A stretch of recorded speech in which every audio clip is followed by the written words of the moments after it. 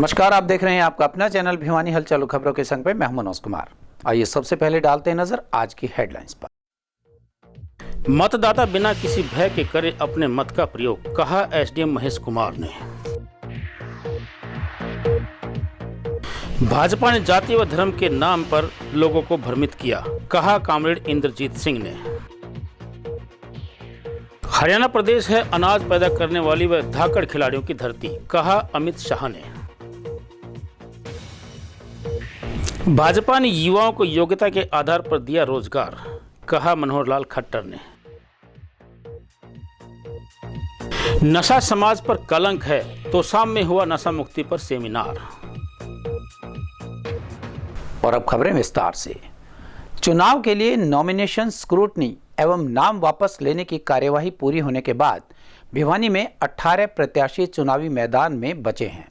इन प्रत्याशियों को चुनाव चिन्ह का आवंटन भी कर दिया गया है। यह कहना था उपमंडल अधिकारी नागरिक महेश कुमार का। उन्होंने बताया कि सभी प्रक्रियाएं व्यवस्थित तरीके से करवाई जा रही हैं और 17 अति संवेदनशील व संवेदनशील बूथों पर पुलिस की पूरी व्यवस्था रहेगी। किसी भी मतदाता को कोई दिक्कत नहीं आने दी जाएगी। पुलिस की पूरी चौकसाई रहेगी। वहीं 158 वोटर्स ऐसे हैं जो या तो दिव्यांग हैं या 85 वर्ष की उम्र से पार हैं। उनके घर जाकर ही वोट की प्रक्रिया पूर्ण की जाएगी। एसडीएम महेश कुमार ने बताया कि संवेदनशील और अति संवेदनशील बूथ पर पुलिस की पूरी व्यवस्था रहेगी। उन्होंने बताया कि 85 वर्ष से अधिक उम्र और दिव्यांग व्यक्ति को वोट घर से ही प्रशासन की टीम डलवाएगी। उनकी सहमति ले ली गई है। उन्होंने बताया कि 158 वोटर ऐसे हैं जो दिव्यांग या फिर 85 की उम्र के पार के हैं। ऐसे वोटर्स घर से ही वोट दे पाएंगे। उन्होंने कहा कि नॉमिनेशन हो चुके हैं, साथ ही स्क्रूटनी और विड्रॉल भी कंप्लीट हो चुका है। अलॉटमेंट और सिंबल की प्रक्रिया भी पूरी हो चुकी है। भिवानी विधानसभा क्षेत्र में 18 कैंडिडेट्स चुनाव मैदान में उतरेंगे। कहा कि जो हमारे जो फर्स्ट 2 स्टेजेस थी, 3 स्टेजेस थी रेदर, वो कंप्लीट हो चुकी है। नॉमिनेशन कंप्लीट हो चुका प्रोसेस। उसके बाद स्क्रूटनी कंप्लीट हो चुकी है। स्क्रूटनी के बाद हमारी विड्रॉल का प्रक्रिया थी और उसके बाद अलॉटमेंट ऑफ सिंबल था। तो ये सारी प्रक्रिया हमारी अब तक कंप्लीट हो चुकी है। जहाँ तक कि भिवानी विधानसभा क्षेत्र है 57 नंबर, तो इसमें अब तक हमारे पास जो अब तक जो कंटेस्ट करेंगे कैंडिडेट्स, वो हमारे 18 कैंडिडेट्स आए हैं जिन्होंने इस चुनाव में उम्मीदवारी रखी है और जो वैलिडली नॉमिनेटेड कैंडिडेट्स रहे हैं हमारे। अब जहाँ तक कि विधानसभा क्षेत्र के चुनाव की व्यवस्था के बारे में है, तो हमारी सारी व्यवस्थाएं कंप्लीट है। हमारे 227 बूथ हैं भिवानी विधानसभा क्षेत्र के लिए, तो सभी बूथ्स का हमने व्यक्तिगत रूप से इंस्पेक्शन कर चुके हैं हम, और उसमें जो अश्योर्ड मिनिमम फैसिलिटीज़ रिक्वायरमेंट है वो सभी अवेलेबल्स है। और इसके अतिरिक्त पार्टिसिपेशन ऑफ जो इलेक्टर्स है मत प्रतिशत बढ़ाने के लिए, तो उसके लिए हमारा स्वीप एक्टिविटी के अंतर्गत कार्यक्रम हमारे चले हुए हैं विभिन्न प्रकार के, जिसमें हम कॉलेजेस के जो स्टूडेंट्स हैं, जो नए इलेक्टर्स हैं हमारे, जिन्होंने 18 साल की उम्र कंप्लीट की है, तो उनको हम मोटिवेट कर रहे हैं कि वो मैक्सिमम इसमें पार्टिसिपेट करें। इसके अलावा हमारी नुक्कड़ नाटिकाएँ हैं, हमारे जो DPRO स्टाफ है वो भी जाके लोगों को प्रेरित कर रहा है। हमारे DC साहब, हमारे ADC साहब जो नोडल ऑफिसर हैं, और हमारे ऑफिसर्स दूसरे हैं, वो भी व्यक्तिगत रूप से लोगों को प्रेरित कर रहे हैं। अलग अलग प्रक्रिया में पौधारोपण है या किसी कार्यक्रम में शिरकत करना है, तो इस प्रकार से हम मोटिवेट कर रहे हैं लोगों को। इसके अतिरिक्त इलेक्शन कमीशन ऑफ इंडिया के द्वारा लोकसभा इलेक्शन में एक नई प्रक्रिया स्टार्ट की थी, जिसके अंतर्गत वोटिंग फ्रॉम होम भी इंट्रोड्यूस किया गया था, जो कि अब की बार भी हमने कराया है। इसमें बेसिकली जो हमारे मतदाता हैं जो कि 85 प्लस एज जिनकी है, और दूसरी कैटेगरी जो हमारे जो फिजिकली डिसेबल है, PWD जो वोटर्स हैं हमारे, तो उनके लिए भी हमने व्यवस्था करी है। उनके हमारे पास जो वोटर लिस्ट में उनके नाम हैं, तो व्यक्तिगत रूप से हमारे BLO के द्वारा उनके घर में जाया गया है और उनसे जो सहमति पत्र, फॉर्म 12D जिसको बोलते हैं, तो सहमति पत्र भरवाया गया है। तो इस प्रकार हमारे पास लगभग 158 के लगभग हमारे पास ऐसे साथियों ने, मतदाताओं ने अपनी सहमति पत्र दिया है जो घर से ही वोट करेंगे। तो इनके लिए ये प्रक्रिया भी स्टार्ट हो चुकी है। अब जहाँ तक के व्यवस्थाएं हैं, हमारे सभी सारी व्यवस्थाएं लगभग कंप्लीट है। हमारा जो पोलिंग सेंटर्स है और पोलिंग पर्सनल है बेसिकली, पोलिंग पर्सनल की ट्रेनिंग हमारे द्वारा दी जा चुकी है। पोलिंग पार्टीज़ गठित की जा चुकी हैं। पोलिंग पार्टीज़ की जो ट्रेनिंग है वो भी हमारी 21, 22 और 23 तारीख को प्रस्तावित है, जिसमें हम जितने भी हमारी पोलिंग पार्टीज़ हैं उनको हम हैंड्स ऑन ट्रेनिंग भी कराएंगे, ताकि किसी प्रकार की कोई कमी ना हो, उनको व्यक्तिगत रूप से वो उपस्थित होकर अपनी ट्रेनिंग ले सके। लोकतंत्र की सबसे बड़ी एक कंडीशन यही है कि आपका जो मतदान हो बिना किसी भय के, बिना किसी पक्षपात के हो। तो उसको सुनिश्चित करने के लिए हमारे द्वारा और पुलिस प्रशासन के द्वारा एक मुहिम स्टार्ट की गई है। इसमें हमने जो कुछ क्रिटिकल बूथ हमने आइडेंटिफाई करे हैं, जो कि पूरे ज़िले में ही है। और जहाँ तक कि भिवानी लोकसभा क्षेत्र के लिए कहें तो हमारे जो 17 बूथ ऐसे आइडेंटिफाई किए जो क्रिटिकल है, जिसमें एक्स्ट्रा हमारी पुलिस फोर्स रहेगी और एक्स्ट्रा हमारे जो माइक्रो ऑब्जर्वर्स वो भी रहेंगे। इसके अलावा जितने भी हमारे बूथ हैं सभी पे वेबकास्टिंग की व्यवस्था रहेगी, सीसीटीवी कैमरा इंस्टॉल होंगे, ताकि हम एक सेंट्रलाइज्ड वे में चेक कर सके किसी बूथ पे किसी प्रकार की कोई हिंसा या कोई वायलेंस या किसी प्रकार की जो ऑफेंस इस तरह का नहीं हो रहा, जो कि हमारे इलेक्शन कमीशन इलेक्शन रूल्स के अगेंस्ट में है। इसके अतिरिक्त एक नई एक स्कीम भी, एक नया एक प्लान भी है, जिसमें बेसिकली एक क्यू के बारे में है बेसिकली ना। इसमें जो हमारे अर्बन एरिया में जितने भी हमारे बूथ हैं उसमें लोग अपने ऐप के माध्यम से देख सकते हैं कि हमारा जो पर्टिकुलर पोलिंग बूथ है उसमें कितनी लाइन लगी हुई है। अगर लाइन छोटी है, काफ़ी लंबी है, तो उसे अकॉर्डिंगली वो डिसाइड कर सकें किस समय हमें जाना उचित रहेगा। तो ये एक नया एक इलेक्शन कमीशन के द्वारा स्टार्ट किया गया है ऐप, जिसके माध्यम से हमारे जो वोटर्स हैं वो चेक कर सकते हैं कि भाई हमारे बूथ पे कितनी लंबी लाइन है। अगर छोटी है तो वो उसके अकॉर्डिंगली अपना एडजस्ट करके टाइम निकाल के अपना वोटिंग डाल सकते हैं। सीपीएम के राज्य सचिव कॉमरेड सुरेंद्र मलिक व पूर्व सचिव कॉमरेड इंद्रजीत व भिवानी विधानसभा मीडिया इंचार्ज मास्टर वजीर सिंह ने पत्रकारों को संबोधित करते हुए कहा कि भाजपा सरकार ने 10 वर्षों तक प्रदेश की जनता को जाति व धर्म के नाम पर भटकाए रखा और विकास से दूर रखा है। भिवानी विधानसभा क्षेत्र सहित पूरा प्रदेश में बेरोजगारी, भ्रष्टाचार व अपराध के मामले में अव्वल है। उन्होंने कहा कि इन सब समस्याओं का स्थायी समाधान किया जाएगा।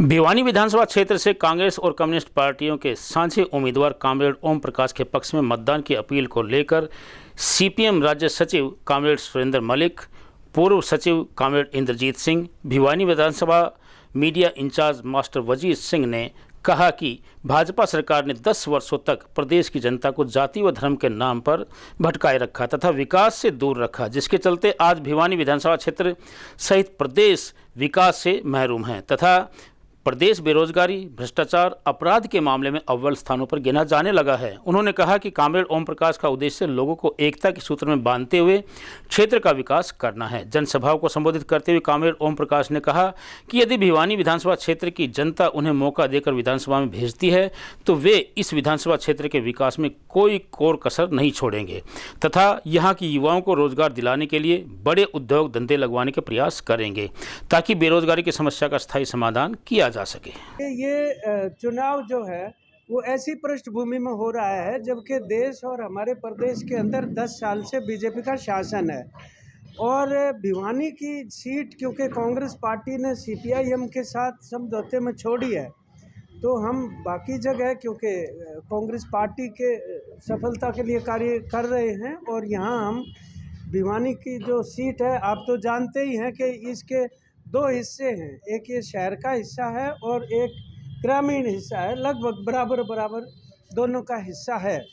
और यूँ तो खैर आप जानते हैं कि जिस तरीके से भारतीय जनता पार्टी को देश की जनता ने हाल में वंचित किया 270 के बहुमत से लोकसभा के चुनाव में, वो ये संकेत दे रहा है कि आज जो हरियाणा के अंदर वो जिसको हम एंटी इनकम्बेंसी कहते हैं यानी शासन विरोधी जो लहर कहते हैं, वो हरियाणा के अंदर भी है और ऐसा लगता है शायद किसी आने वाले चुनाव के अंदर पूरे देश में शायद भारतीय जनता पार्टी अब जीतने की स्थिति में नहीं रहेगी, क्योंकि देश की जनता के सामने उनकी बात स्पष्ट हो चुकी है कि वो रोजगार से वंचित करते हैं, संविधान में उसका विश्वास नहीं, लोकतंत्र में उनका विश्वास नहीं है और सामाजिक न्याय से भी वंचित करते हैं निश्चित तौर पर। ये उनका आज तक का जो रिकॉर्ड है वो इस बात को बता रहा है। हरियाणा के अंदर भी पूरे प्रदेश में जो एंटी इनकम्बेंसी है वो भारतीय जनता पार्टी के अब सत्ता से बरतरफ होने की तरफ एक बहुत ही स्पष्ट इशारा है। और ये जो भिवानी की सीट है, यहाँ पर डबल एंटी इनकम्बेंसी है। मतलब एक तो उनके शासन की है ही है बीजेपी की, और एक यहाँ के विधायक की भी एंटी इनकम्बेंसी है, जिनका व्यक्तिगत स्तर के ऊपर भी कोई किसी भी प्रकार के कार्य करवाने का, फंक्शनल रहने का, सक्रिय रहने का, कोई समस्याएं हल करवाने या सुनने का किसी भी प्रकार का कोई रिकॉर्ड नहीं है। और लोग यहाँ फेडअप हैं उनसे और एक खास तरह का बदलाव चाहते हैं। उन्होंने खुद ही ये अनुभव किया है कि भाई जैसे रोटी का तवे के ऊपर होती है और उसको पलटा नहीं जाए तो वो जल जाती है, इसलिए वो तवे की रोटी की तरह से अब विधायक को भी पलटना चाहते हैं। तो ये एक स्थिति भिवानी की भी है। यहाँ से वो शिक्षण संस्थाओं का हाल देखेंगे, स्वास्थ्य सेवाओं का, सड़कों का, पब्लिक हेल्थ का, लॉ एंड ऑर्डर का बहुत ही खराब स्थिति है। उनके साथ जिस तरह का सलूक किया गया, जैसे दुश्मन की सेना के साथ किया जाता है, हमारी देश की शान, हमारी बेटियां, खिलाड़ी बेटियां, उनके साथ जिस तरह का व्यवहार किया गया, वो अपमान हरियाणा के लोग कभी भुला नहीं सकते। आज हरियाणा के नौजवान आत्महत्याएं करने पर मजबूर हैं। जिस तरह से उनकी जो एक सपना था देश की रक्षा के लिए फौज में भर्ती होने का, उन उम्मीदों के ऊपर इन्होंने कुठाराघात किया। ये अग्निवीर ला करके इन्होंने जो भी नौकरियां, जितनी भी सार्वजनिक लोक सेवाएं हैं, उनको बर्बाद किया है और खाली पद पड़े हैं। स्थायी व्यवस्था कर दी कच्ची नौकरी की कौशल रोजगार निगम पे।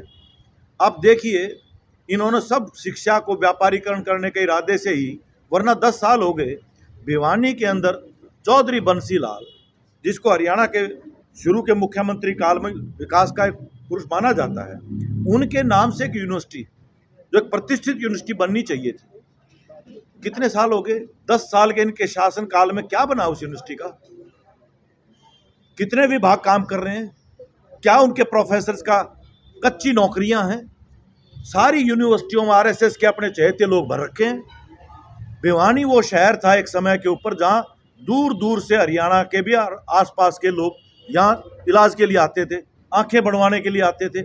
आज हालत क्या बन गई हरियाणा इसकी, भिवानी की?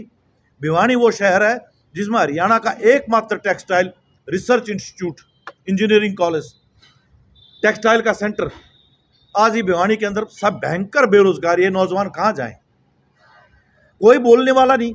विधायक बनते हैं, कम से कम कोई बने ना बने लेकिन आवाज उठाई जाए। भिवानी के अंदर जब तक कोई उद्योग नहीं लगेगा, लोगों को रोजगार कैसे मिलेगा? विधानसभा चुनाव में हरियाणा में शंखनाद करने के लिए केंद्रीय गृह मंत्री अमित शाह भाजपा के पक्ष में प्रचार करने भिवानी के बहल क्षेत्र में पहुंचे। चुनावी सभा में राहुल गांधी पर निशाना साधते हुए कहा कि कांग्रेस कश्मीर में फिर से आतंकवाद लाना चाहती है। वहीं उन्होंने राहुल गांधी पर आरक्षण खत्म करने के आरोप भी लगाए। कहा कि प्रदेश सरकार ने फसलों पर पूरा एमएसपी दिया है। उन्होंने सरकार द्वारा चलाई जा रही अनेक कल्याणकारी योजनाओं की जानकारी दी। वर्तमान मंत्री जेपी दलाल के बारे में कहा कि उन्हें हम बड़ी जिम्मेवारी देंगे। केंद्रीय गृह मंत्री अमित शाह ने बहल में भाजपा रैली को संबोधित करते हुए बताया कि हरियाणा में कांग्रेस के कार्यकाल में केवल 4 फसलों पर एमएसपी दिया जाता था, लेकिन प्रदेश की भाजपा सरकार में अब 24 फसलों को एमएसपी पर खरीदा जा रहा है। वहीं अग्निवीर योजना पर उन्होंने कहा कि प्रदेश सरकार अग्निवीरों को नौकरियों में आरक्षण दे रही है। भाजपा प्रत्याशी जेपी दलाल के पक्ष में उन्होंने जनता से मतदान करने की अपील की और कहा कि हरियाणा प्रदेश पूरे देश में अत्यधिक अनाज पैदा करता है। सरकार किसानों के कल्याण के लिए अनेक योजनाएं चला रही है। तालाब बिछाया, हर गांव को 24 घंटा बिजली दिया, स्वास्थ्य की सुविधाएं दी और लोहारू को एक अच्छी कॉन्स्टिट्यूएंसी बनाने का काम हमारे जेपी दलाल ने किया है। भाइयों बहनों, हमारी 10 साल सरकार चली। पहले चौटालों की सरकार चलती थी, हुडा साहब की सरकार चलती थी। खर्ची और पर्ची के बगैर नौकरी मिलती थी क्या? अरे जोर से बोलो भाई, मिलती थी क्या? खर्ची भी देनी पड़ती थी, पर्ची भी देनी पड़ती थी ना। अब ये भाजपा का राज आ गया, मोदी जी आ गए, नायब सिंह आ गए, खर्ची भी गई, पर्ची भी गई, पोस्टमैन आकर आपको अपॉइंटमेंट लेटर घर पे देकर जाता है। ये भारतीय जनता पार्टी की सरकार। नायब सिंह ने नए हरियाणा का संकल्प लेकर आगे बढ़े हैं, उसको आपने आगे बढ़ाना है। मैं यहां पर हरियाणा के एससी, एसटी और ओबीसी को भी कहना चाहता हूं। अभी अभी ये राहुल बाबा ने अमेरिका में बयान दिया है कि हम कुछ समय विकास होने के बाद आरक्षण को हटा देंगे। राहुल बाबा, अपने कश्मीर में भी ये कहा है कि कश्मीर में हमने एससी, एसटी और ओबीसी का जो आरक्षण दिया है, इसको वो हटा देने वाले हैं। मगर आप चिंता मत करो लोहारू वालों, मैं कहकर जाता हूं, राहुल बाबा क्या, कोई भी आ जाए, जब तक भाजपा है आरक्षण को हम छूने नहीं देंगे, छूने नहीं देंगे। भाई और बहनों, आज यहां पर जब हम आए हैं तो कांग्रेस का 10 साल का शासन था, इसमें निवेश और नौकरी दोनों को बर्बाद करने का काम कर गया था। और आज यहां पर मैं आया हूं तब सिर्फ भिवानी जिले का बात करना चाहता हूं। अकेले भिवानी जिले में मोदी जी ने 1,40,032 किसानों को 297 करोड़ रुपया सीधा बैंक अकाउंट में पहुंचाने का काम किया है। अकेले भिवानी जिले में 67,800 हेक्टेयर भूमि सिंचाई कर उत्पादकता बढ़ाने का काम किया है और 6,49,000 लोगों को 5 लाख तक का पूरा खर्चा माफ किया है। हेल्थ के बारे में, ऑपरेशन हो, अस्पताल हो, दवाइयां हो, चेकिंग करना हो, मगर अब कोई आय की सीमा के बगैर रोडपति हो या करोड़पति हो, सभी 70 साल के ऊपर के लोगों को और 5 लाख देने का काम भारतीय जनता पार्टी की नरेंद्र मोदी सरकार। पर्ची खर्ची से निजात दिलाकर युवाओं को योग्यता के आधार पर रोजगार दिया, यह कहना था केंद्रीय ऊर्जा मंत्री मनोहर लाल का, जो भाजपा प्रत्याशी घनश्याम सराफ के समर्थन में गोविंद राम टिबड़ेवाल सभागार में जनसभा को संबोधित कर रहे थे। उन्होंने कहा कि प्रदेश में तीसरी बार भाजपा की सरकार बनेगी। घनश्याम सराफ ने कहा कि जिस विश्वास के साथ भाजपा ने उन्हें एक बार फिर टिकट दी है, वह विश्वास कायम रखेंगे। वहीं पंजाबी समाज के नेता विनोद चावला ने अपना नामांकन पत्र वापस ले घनश्याम सराफ को समर्थन दिया। केंद्रीय मंत्री मनोहर लाल ने कहा कि प्रदेश में युवाओं को योग्यता के आधार पर रोजगार दिया गया है। जो योग्य हुआ उसी को नौकरी मिली है। खर्ची और पर्ची पर पूरी तरह से विराम लगा दिया गया है। भाजपा सरकार में ऐसे युवाओं को रोजगार मिला है जिन्होंने कभी सपने में भी नहीं सोचा था कि उन्हें नौकरी मिलेगी। टिबड़ेवाल सभागार में भाजपा प्रत्याशी घनश्याम सराफ के समर्थन में आए हुए केंद्रीय मंत्री मनोहर लाल व प्रत्याशी घनश्याम सराफ को पंजाबी समुदाय ने सम्मान की पगड़ी पहनाकर सम्मानित किया। पंजाबी नेता विनोद चावला ने घनश्याम सराफ के समर्थन में अपना नामांकन वापस ले लिया। भारतीय जनता पार्टी के नाते से हम जो सत्य बात होती है, जो हमने किया है वही हम बताते हैं, आगे जो हो सकने वाला है वही हम वायदे करते हैं। लेकिन ये कांग्रेस की सरकार जहां जहां बनी, अपने बोले हुए वायदों को पूरा नहीं उतर पाई। सब झूठ के बुलंदे उन्होंने लोगों के सामने चुनाव से पहले रखे, चाहे वो हिमाचल प्रदेश हो, चाहे वो कर्नाटक हो, चाहे आम आदमी पार्टी की सरकार जो बनी तो पंजाब हो, अथवा जहां जहां जो सरकारें बनाई झूठ के बुलंदे मान के रखे। उसका परिणाम है क्या? जो कहा पूरा हो नहीं पा रहा, और जो नहीं हो पा रहा तो या तो जनता के ऊपर फिर से बोझ डाल रहे हैं, अपनी बातों को छोड़ के भाग रहे हैं। अभी आप लोगों ने देखा होगा कि पंजाब में उन्हें बिजली के रेट जो छोड़े थे वापस करके उन्होंने बढ़ा दिए, हिमाचल में फिर बढ़ा दिए थे, इन्होंने किसानों को जहां तक कहा था कि किसानों पे कर्जे माफ करेंगे, एक पैसा का कर्जा इन्होंने माफ किया नहीं। लोगों की सुविधा घर बैठे उनको मिलती है। किसी को जाति प्रमाण पत्र बनवाना हो तो पहले चप्पल जूते घिस जाते थे। आज जाति प्रमाण पत्र बनवाने के लिए आप कंप्यूटर सेंटर पर जाओ, एक क्लिक करो, सर्टिफिकेट हाथ में लेते आओ। है किसी का अनुभव ये? किसी का अनुभव ये है कि जाति प्रमाण पत्र हो या इनकम प्रमाण पत्र हो, फटाफट देर बनवा के ले आए? क्यों? किस किस का अनुभव है? इतने लोगों का। आपसे में ऐसे किसान तो नहीं होगा कोई, क्योंकि शहर की सवाल है। किसान बैठे हैं, अच्छा बहुत बैठे हैं। आप लोगों को जब फर्ज लेनी पड़ती है तो पहले कितने चक्कर काटा करते? कितने? पटवारी है, तहसीलदार है, ये है वो है, महीनों लग जाते, पैसे भी हर जगह पर पूछने पड़ते हैं। आज फर्ज लेने के लिए केवल आप अपना कंप्यूटर सेंटर है, वहां जाओ, उसकी 10-20 रुपए जो फीस है वो दो, बटन दबाए, फर्ज लेके आ जाओ। देखिए, कांग्रेस कुछ भी कहे, जनता पूरा जवाब देना जानती है। इन्होंने जो 10 साल काम किए और काम क्या किए, कुकृत्य किए। हमने 10 साल में जो जनता की सेवा की उसकी तुलना जनता करेगी। ना उनके कहने से कुछ बनता, ना हमारे कहने से कुछ बनता है। ये हाथी के दांत खाने के और दिखाने के और। इसलिए कांग्रेस की बात पर कोई जनता भरोसा नहीं कर रही है, क्योंकि पहले भी उन्होंने बड़े बड़े दावे किए हैं। उन्होंने यानी केंद्र में भी लगातार 3 बार सरकार बनी है, उसी प्रकार से तीनों बार हरियाणा में भी भारतीय जनता पार्टी की पूर्ण बहुमत से सरकार बनेगी, ऐसा हमारा दावा है। सर, अनिल विज जी कहते हैं कि अगर सरकार आई तो मुख्यमंत्री ना बनूंगा, जबकि एक मौका मुझे मिलना चाहिए। देखिए, हर एक नेता का अपना एक दावा करने का अधिकार है, जो कोई समस्या नहीं है। लेकिन ये निर्णय ना तो अकेले अनिल विज कर सकते हैं, ना अकेले हमारे जैसा कोई कर सकता है।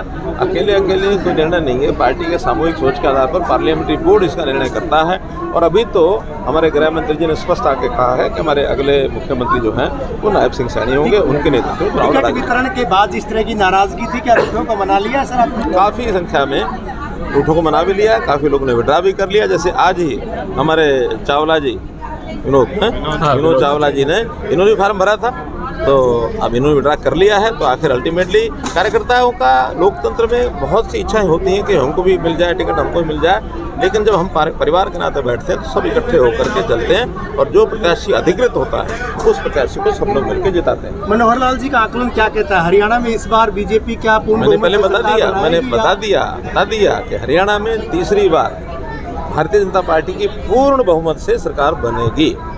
जिस पार्टी ने इस देश की आज़ादी से पहले वेस्ट बंगाल जो राजधानी के तौर पर इंडस्ट्री की राजधानी थी कलकत्ता, और लेफ्ट वालों ने सारी इंडस्ट्री व्यापार उजाड़ दिया, कोई आदमी छोटा नहीं। और अगर गलती से 1, 2, 4, 5 हज़ार वोट अगर यहाँ मिल गए, मतलब तीसरे दिन तो मेल का खड़े रह गए, चौथे दिन भट्ठे में घुसाएंगे, और 5वें दिन दुकाना बाहर लगे, समझा दे दो, हर महीने वो तो खाता खोल देगा। दुकान भी बंद, बाजार भी बंद, फैक्ट्री भी बंद। और मैंने तो सुनने में आया है, वो कांग्रेस पार्टी भी कहने लगे हमारा तो गलती होगी, तो 1 करोड़ वोट डाल दिए हुए। ये तो हालात है। मैं केवल एक बात कह सकता हूँ, माननीय मनोहर लाल नहीं, इस लोकसभा के अंदर 2014 के अंदर जब विधानसभा के चुनाव हुए तो 9 में से हमें 6 सीट मिली।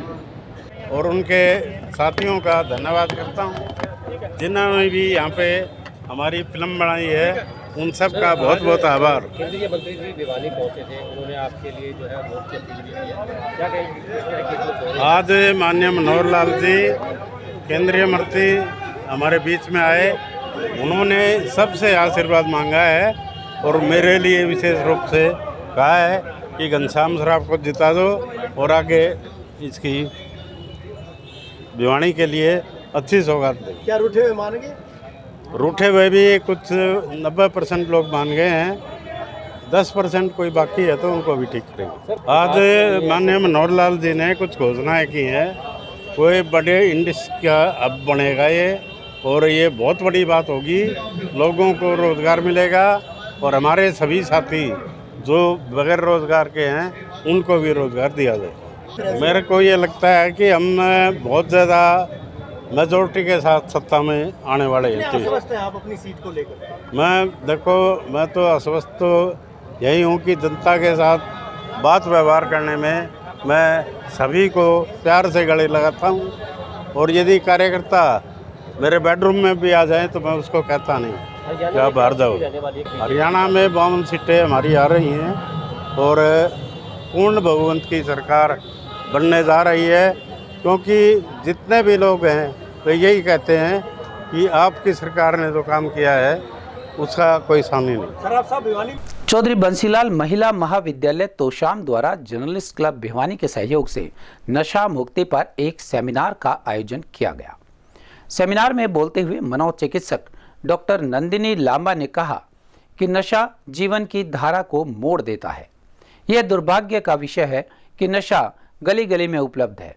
कहा कि किसी भी दवा को निरंतर लंबे समय तक उपयोग नहीं करना चाहिए। कॉलेज प्रिंसिपल मंजीत सिंह ने कहा कि नशा समाज को तबाह कर रहा है, इसीलिए किसी भी तरह की दवा तनाव की स्थिति में नहीं लेनी चाहिए। पत्रकार विष्णुदत्त शास्त्री ने कहा कि नशे की शुरुआत अधिक चाय या कॉफी पीने से हो सकती है।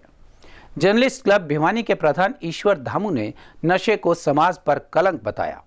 उन्होंने कहा कि कृत्रिम आनंद पाने के लिए व्यक्ति विभिन्न तरह के नशों से जुड़कर स्वयं को परिवार सहित तबाह कर लेता है। चौधरी बंसीलाल महिला कॉलेज तोशाम द्वारा जर्नलिस्ट क्लब भिवानी के सहयोग से नशा मुक्ति पर आयोजित सेमिनार में बोलते हुए मनोचिकित्सक डॉक्टर नंदिनी लांबा ने कहा कि नशा जीवन की धारा को मोड़ देता है। उन्होंने सलाह दी कि किसी भी दवा का निरंतर लंबे समय तक उपयोग नहीं करना चाहिए, क्योंकि इससे नशे की आदत प्रबल हो जाती है। डॉक्टर नंदिनी ने कहा कि नशे का सुगमता से मिलना, अधिक पैसा होना, निरंतर तनाव में रहना किसी भी व्यक्ति को ड्रग अब्यूज बना देता है। कॉलेज के प्रिंसिपल मंजीत सिंह ने कहा कि नशा समाज को तबाह कर रहा है, इसलिए किसी तरह की दवा तनाव की स्थिति में नहीं लेनी चाहिए। उन्होंने नशा मुक्ति के लिए जागरूकता पर जोर दिया। पत्रकार डॉक्टर विष्णुदत्त शास्त्री ने कहा कि नशे की शुरुआत अधिक चाय या कॉफ़ी पीने से भी हो सकती है। उन्होंने छात्राओं से कहा कि वे रक्षाबंधन पर अपने भाई को राखी बांधकर नशा न करने का वचन लें। वहीं जर्नलिस्ट क्लब भिवानी के प्रधान ईश्वर धामू ने नशे को समाज पर कलंक बताया है। उन्होंने कहा कि कृत्रिम आनंद पाने के लिए व्यक्ति विभिन्न तरह के नशे से जुड़ जाता है और फिर यह आदत बन जाती है। उन्होंने कहा कि नशे से मुक्ति पाने के लिए अधिक से अधिक अपने परिवार और दोस्तों के साथ समय बिताना चाहिए। आज मुझे 17 तारीख को यहाँ पे चौधरी बंसीलाल विमेंस कॉलेज तोशाम में आमंत्रित किया गया था जर्नलिस्ट क्लब के एसोसिएशन के थ्रू, और यहाँ पे हमने ड्रग अवेयरनेस के बारे में एक प्रोग्राम किया जिसमें सारे बच्चों को हमने नशे के दुरुपयोग एवं उसको रोकने के सारे तरीकों के बारे में अवगत कराया। आज नशे के तो हमारे पास बहुत सारे यहाँ पे हरियाणा में आजकल हो रहे हैं, जो कि हम तंबाकू से शुरू करें, शराब, ये तो लीगल ही ड्रग्स हैं हमारे। उसके साथ बुक्की, चिट्टा जो ये ओपियोइड में आते हैं, कोकेन होता है हमारा, कैनबिस होता है जिसमें हम भांग, मैरुआना, ये हम सुल्फा जिसको हम कहते हैं, और साथ में जो सिडेटिव दवाइयाँ होती हैं जैसे एल्प्रेक्स होती हैं, क्लोनाजिपाम होती हैं, ये भी इसके अंदर आती हैं। अगर कोई डॉक्टर प्रिस्क्राइब कर रहा है उस हिसाब से आप दवाई खाओ तो उसको ड्रग यूज कहते हैं। अगर वही आप अपनी मन मर्जी बिना डॉक्टर को दिखाए खुद से उसने बताई दिन में एक बार आप 4-4 बार कह रहे हो तो ड्रग अब्यूज, नशे की तरफ का ही वो होता है। आज राजकीय महिला महाविद्यालय तोशाम में एक दिवसीय seminar drug abuse prevention topic के ऊपर किया गया, जिसमें मुख्य वक्ता के रूप में सिविल हॉस्पिटल भिवानी से डॉक्टर नंदिनी लांबा, श्री ईश्वर धामू जी जर्नलिस्ट क्लब भिवानी के प्रेसिडेंट श्री विष्णुदत्त जी ने मुख्य वक्ता के रूप में ड्रग्स और उसकी बुराइयों के बारे में छात्राओं को जागरूक करने का प्रयास किया। इसके साथ साथ उन्होंने ड्रग्स के बारे में छात्राओं को जागरूक करते हुए बताया कि किस प्रकार छात्राएं इस जागरूकता कार्यक्रम को आगे बढ़ा सकती हैं। छात्राओं के ऊपर जिम्मेवारी सिर्फ अपने घर की नहीं है, बल्कि एक लड़की होने के नाते आगे उन्हें 2 घरों का उत्तरदायित्व निभाना है और वो इस जागरूकता कार्यक्रम को समाज के अंदर बहुत आगे तक ले जाने में सक्षम हो सकती है। आज चौधरी बंसीलाल कॉलेज में 17 तारीख को भिवानी जर्नलिस्ट क्लब के सौजन्य से एक सेमिनार आयोजित किया गया है ड्रग अब्यूज प्रिवेंशन पे, तो सरकार ड्रग अब्यूज़ प्रिवेंशन पर बहुत सारे कदम उठा रही है। हरियाणा के सारे कॉलेजेस में इस तरह के हर महीने प्रोग्राम किए जाते हैं, हर महीने रिपोर्ट भेजी जाती है, ताकि जो सरकार का मोटिव है कि नशे की लत को आपकी यहाँ से जड़ से ख़त्म करना, तो वो आपकी छोटे बच्चों से, यंग जनरेशन से स्टार्ट हो रही है। सरकार अपने मोटिव में कुछ हद तक कामयाब होती भी लग रही है। पूरे हरियाणा के कॉलेजेस में, स्कूल्स में इस तरह के कदम उठाए जा रहे हैं और इनको इम्प्लीमेंट करने की भी पूरी कोशिश हो रही है। तोशाम के चौधरी बंसीलाल राजकीय महिला महाविद्यालय में आज जर्नलिस्ट क्लब भिवानी के तोशाम इकाई द्वारा जो कार्यक्रम आयोजित किया गया है, यह बहुत ही शानदार कार्यक्रम रहा है। और ऐसे कार्यक्रम में तो यह कहूँगा कि समाज में जागरूकता लाने के लिए जरूरी है और सभी शिक्षण संस्थानों को और जितने भी सामाजिक संस्थाएं हैं उन सभी को आगे आकर के ऐसे कार्यक्रम अवश्य ही आयोजित करने चाहिए। और अब चलते चलते हरियाणा विधानसभा की सभी 90 सीटों के लिए 5 अक्टूबर को होने वाले आम चुनाव के लिए 1559 उम्मीदवारों ने 1746 नामांकन पत्र भरे थे। इनमें से जांच के दौरान 1221 प्रत्याशियों की उम्मीदवारी सही पाई गई और 338 उम्मीदवारों के नामांकन रद्द कर दिए गए। अब विधानसभा चुनाव के लिए कुल 1031 उम्मीदवार हैं। हरियाणा विधानसभा आम चुनाव 2014 में 1351 उम्मीदवारों ने चुनाव लड़ा था, जबकि 2019 के विधानसभा चुनाव में यह संख्या 1669 उम्मीदवारों की थी। सभी 22 जिलों में जांच प्रक्रिया पूरी होने व नामांकन वापस लेने के बाद पंचकुला जिले में 17 उम्मीदवार शेष बचे हैं। इसी प्रकार अंबाला जिले से 39, यमुनानगर में 40, कुरुक्षेत्र में 43, कैथल से 53, करनाल में 55, पानीपत में 36, सोनीपत में 65, जींद में 72, फतेहाबाद में 40, सिरसा में 54, हिसार में 89, दादरी में 33, भिवानी में 56, रोहतक में 56, झज्जर से 42, महेंद्रगढ़ से 37, रेवाड़ी में 39, गुरुग्राम से 47, नूंह से 21, पलवल से 33, फरीदाबाद से 64 उम्मीदवार चुनाव लड़ रहे हैं। अब 90 विधानसभा क्षेत्रों के लिए चुनाव लड़ने वाले उम्मीदवारों की अंतिम सूची जारी की गई तथा संबंधित रिटर्निंग अधिकारियों द्वारा उन्हें चुनाव चिन्ह भी आवंटित कर दिए गए हैं। प्रदेश में मतदान 5 अक्टूबर को प्रातः 7 बजे से सायं 6 बजे तक निर्धारित किया गया है। मतगणना 8 अक्टूबर को होगी और चुनाव परिणाम भी उसी दिन घोषित कर दिए जाएंगे। और अब जाने से पहले एक नजर आज की हेडलाइंस पर। मतदाता बिना किसी भय के करे अपने मत का प्रयोग, कहा एसडीएम महेश कुमार ने। भाजपा ने जाति व धर्म के नाम पर लोगों को भ्रमित किया, कहा कॉमरेड इंद्रजीत सिंह ने। हरियाणा प्रदेश है अनाज पैदा करने वाली व धाकड़ खिलाड़ियों की धरती, कहा अमित शाह ने। भाजपा ने युवाओं को योग्यता के आधार पर दिया रोजगार, कहा मनोहर लाल खट्टर ने। नशा समाज पर कलंक है, तोशाम में हुआ नशा मुक्ति पर सेमिनार। हमारे आज के अंक में बस इतना ही। अगले अंक के लिए देखते रहिएगा आपका अपना चैनल भिवानी हलचल।